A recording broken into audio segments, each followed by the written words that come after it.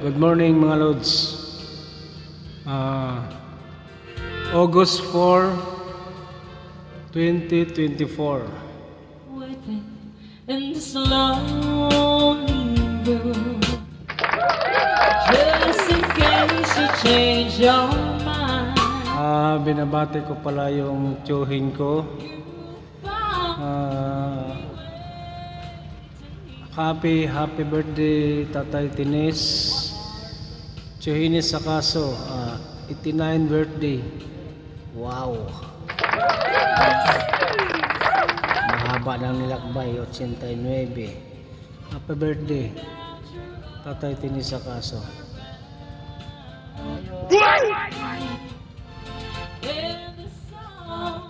Happy birthday po Tatay Tines. Enjoy your day now. Salamat.